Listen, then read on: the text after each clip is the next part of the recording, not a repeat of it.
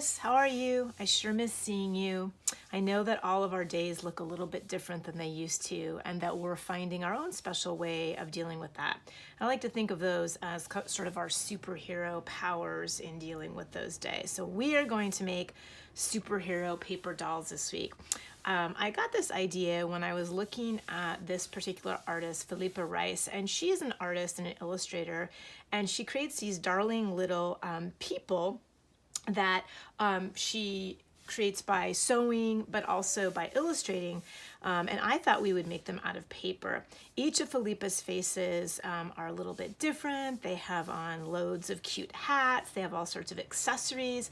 And it made me think instantly when I saw it of paper dolls, where you have a flat piece of paper, you create a person, and then you add clothes and accessories. So we're going to make a sculptural paper doll using things that you should be able to find around the house.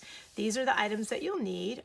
Any kind of paper, could be construction, could be pieces of a magazine, newspaper, whatever you have, some scissors, some glue, and the infamous toilet paper tube. I know we hopefully have some of those around, so we're going to use those for this project.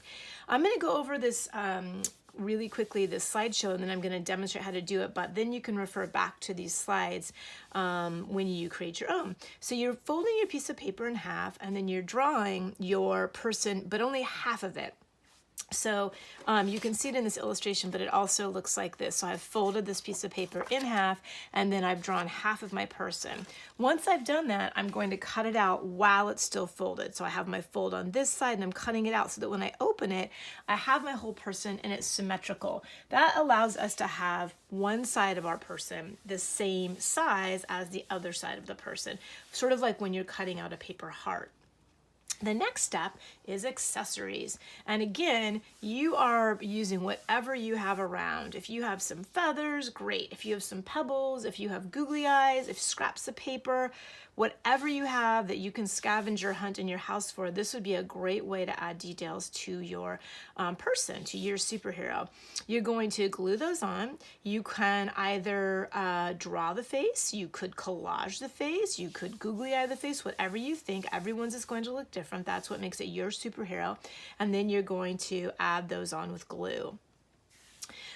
These are just a few more steps. The toilet paper tube comes in right here, and what it's great for is it's allowing your superhero to stand up. So we will eventually glue our flat two-dimensional person to this toilet paper tube, which will make it three-dimensional, giving it form and allowing it to stand up. Okay, so I'm going to move this aside and show you what we're going to do. So all I did was I took just a piece of paper and I folded it in half, again, very much like when we do a heart. So I drew my person just like this, and then I'm going to cut it out. And any kind of paper will work for this. You could use plain white copy paper, you can use construction paper, you could use a piece of a magazine, a piece of a newspaper, a piece of junk mail that comes. I love using junk mail for these sorts of projects because there's often all sorts of fun colors on junk mail, and you might find something that works into your superhero. When you open it, you now have your person. And the next thing you're going to do is start adding the details. So I just have a bunch of random scraps of paper that I did that with. And so I'm going to show you how I did that. I added the face just with a Sharpie. And again, you can do any kind of eyes, obviously, that you like. You could also collage this. You could cut out pieces of paper and glue them on for the face. That would be another option. Another thing I was just thinking as I'm talking, actually, is that if you are looking in a magazine and you find eyes in a magazine that you're allowed to cut out, you can actually cut eyes out and glue them onto your person. That would be fun too.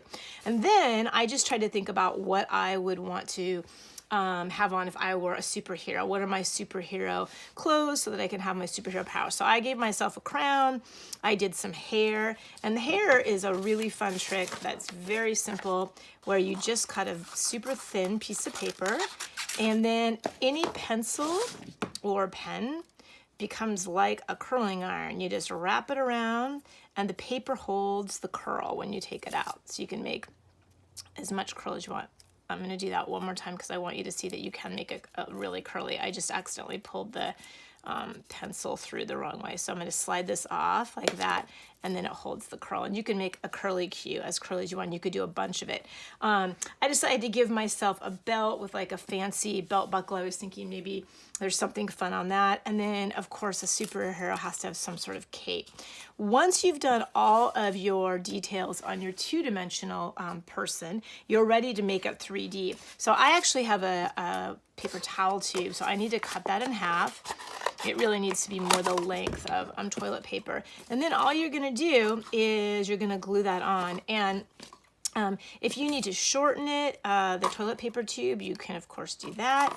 Make sure my glue works. If you don't have glue, but you have tape, this would also work with tape.